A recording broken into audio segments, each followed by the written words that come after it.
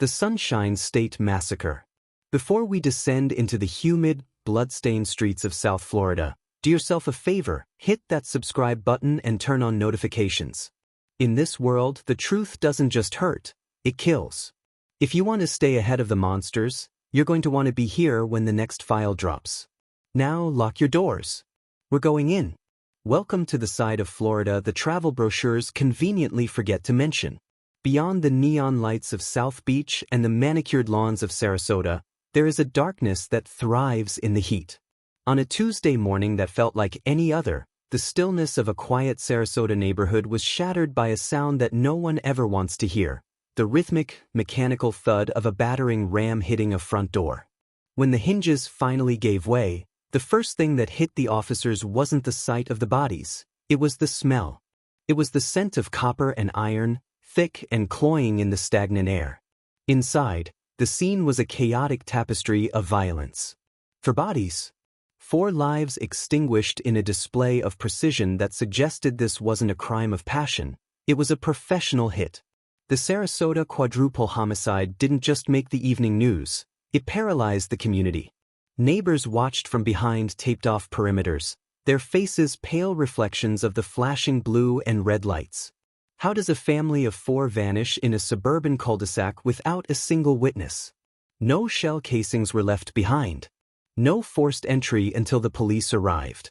It was as if a ghost had walked through the walls, executed 4 people, and evaporated into the salt air. Lead Detective Miller, a man who had seen the worst of humanity for 20 years, stood in the center of the living room, looking at the way the bodies were positioned. This wasn't a robbery gone wrong. This was a message. But who was the recipient? As the forensics team began the grueling task of cataloging the carnage, a frantic call came through from the Fort Lauderdale Police Department, 3 hours to the southeast. They had seen the preliminary report on the wire. They had 2 bodies of their own, a double homicide from 48 hours prior, and the signature was identical. The same caliber of weapon. The same surgical precision. The same haunting calling card, left on the victims' foreheads. Suddenly, the Sarasota tragedy wasn't an isolated incident, it was the second act of a cross-state slaughter. The link between the 6 victims seemed non-existent at first. In Sarasota, a middle-class family with no criminal record. In Fort Lauderdale, 2 high-end real estate developers with deep pockets and even deeper secrets. On paper, they inhabited different worlds. But as Miller stared at the crime scene photos, his eyes kept returning to a white sedan captured on a neighbor's Ring camera just minutes before the Sarasota massacre. It was the same car spotted near the Fort Lauderdale scene. A phantom vehicle registered to a man who had been dead for 5 years. The pressure was mounting. The media was calling it the Sarasota-Lauderdale Connection, and the public was demanding an arrest. Miller knew he was chasing a ghost. A predator who understood the geography of the Florida highways as well as he understood the anatomy of a kill.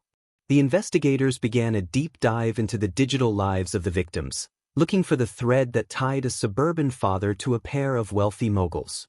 What they found was a hidden server, buried behind layers of encryption, containing files that were never meant to see the light of day. As the sun began to set over the Gulf, casting long, bloody shadows across the Sarasota driveway, Miller received a text from the lab. They had pulled a partial fingerprint from a discarded water bottle found a mile from the crime scene. It didn't belong to a career criminal or a known hitman. It belonged to someone inside the investigation. Miller felt the air leave his lungs. He realized then that the killer wasn't just watching them from the shadows, he was likely standing right next to them. But when Miller turned to find his partner to share the news, he realized the passenger seat of his unmarked car was empty, and the door was wide open. And then he felt the cold, unmistakable press of a gun barrel against the back of his neck. The enemy within. The click of the hammer cocking back was the loudest thing Miller had ever heard. In that split second, the humid Florida air turned to ice. He didn't move. He didn't breathe. He knew that the person behind him wasn't a panicked amateur. This was the same hand that had systematically wiped out 6 people across 2 counties. "Don't turn around, Miller," a voice whispered, a voice he'd shared coffee with every morning for the last 3 years. It was his partner, Detective Vance. The betrayal wasn't just a sting, It was a lethal injection to the heart of the entire investigation. Before we reveal why a decorated detective would turn into a cold-blooded assassin, I have to ask, did you see this coming, or are you as shocked as Miller? Type betrayal in the comments if you suspected the partner, or twist if you're completely blindsided. Your theories help us algorithmically track how deep this cover-up goes. Vance didn't pull the trigger. Not yet. He needed something. The server, Miller. Where are the decrypted files? It turned out the Sarasota family hadn't been random victims. The father was a low-level IT contractor who had accidentally stumbled upon a digital ledger, a black book of high-end hits, political payoffs, and offshore accounts tied to the Fort Lauderdale developers. The developers weren't victims either, they were the middlemen who had tried to skim off the top. Vance wasn't just a killer, he was the cleanup crew for a syndicate that owned half the coast. Miller's mind raced. He realized the white sedan on the ring camera wasn't a mistake, it was a lure. They wanted the police involved so they could monitor the evidence in real time. Every lead Miller followed was being fed directly back to the people he was trying to catch. The ghost car was a police impound vehicle, scrubbed from the records. The system wasn't broken, it was working exactly as intended for the people in power. We are currently exposing a level of corruption that most creators are too afraid to touch. If you believe the truth deserves to be told, hit that like button right now. It tells YouTube that this story needs to be seen by the masses. Let's get this video to 5,000 likes to honor the victims who can't speak for themselves. You're already dead, Vance, Miller said, his voice remarkably steady. The moment you walked into that Sarasota house, you became a liability to them too. You think a syndicate lets a loose and like a dirty cop retire? Vance's hand trembled, just a fraction. It was the only opening Miller needed. He slammed his weight backward, pinning Vance against the car door, and dived into the darkness of the neighboring palmettos. What followed was a terrifying game of cat and mouse through the swampy outskirts of Sarasota. Miller had no radio, Vance had jammed the frequencies. He had no backup. He was a man with a target on his back, hunted by a partner who knew his every tactic.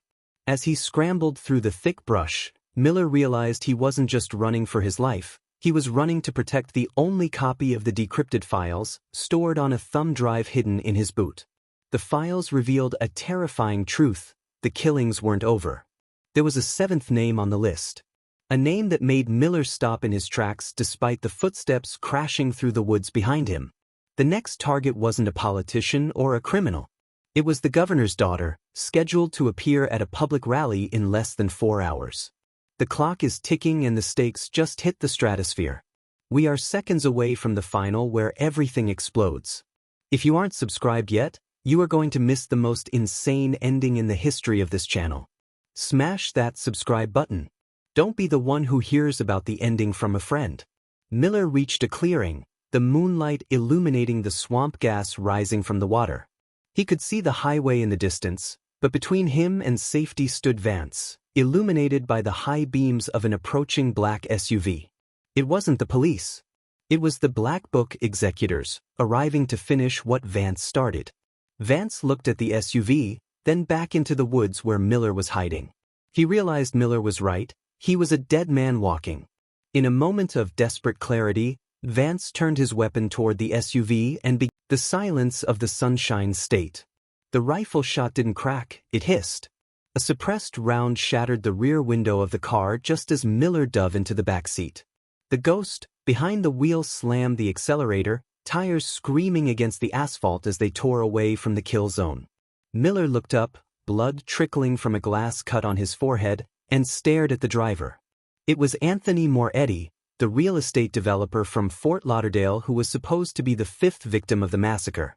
"You're dead," Miller spat, clutching his service weapon. "I saw the crime scene photos. You were slumped over a mahogany desk with a hole in your temple." Moretti didn't flinch. "You saw what they wanted you to see, detective. In Florida, money doesn't just buy houses, it buys dental records and a compliant coroner." Moretti wasn't a victim. He was the architect who had tried to quit the firm. The double homicide in Lauderdale had been a staged exit, using two lookalikes, unlucky drifters, to give Moretti the head start he needed to disappear. But the Sarasota family? They were the collateral damage.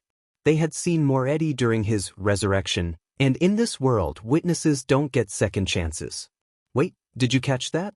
The victim was the mastermind all along. If your jaw is on the floor, you need to hit that subscribe button right now.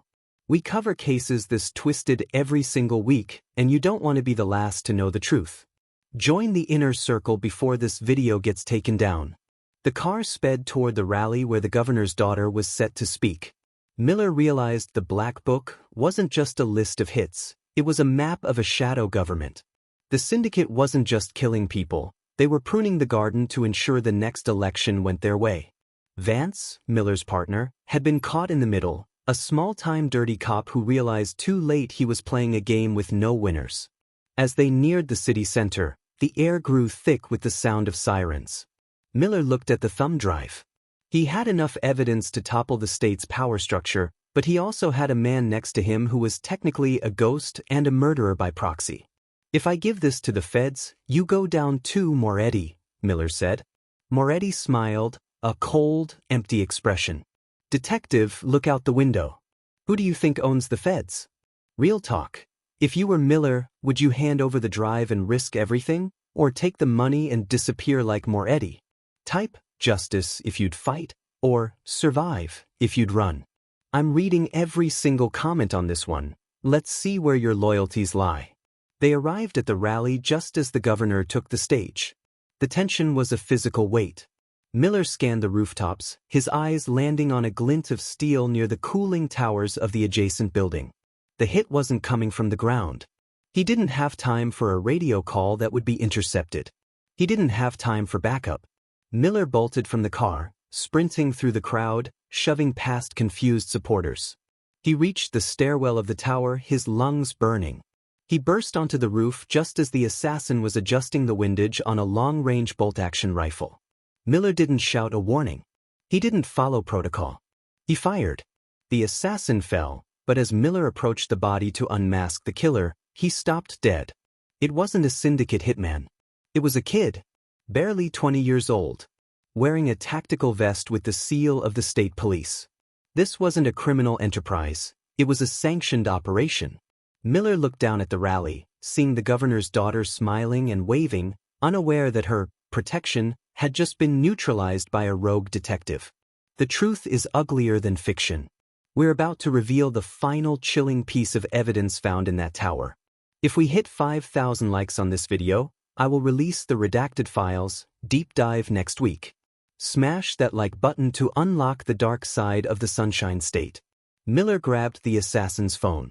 One unread message sat on the screen from a blocked number: clean up the detective. The governor is ready for the transition. The governor wasn't the target. He was the client. He was sacrificing his own daughter to create a tragedy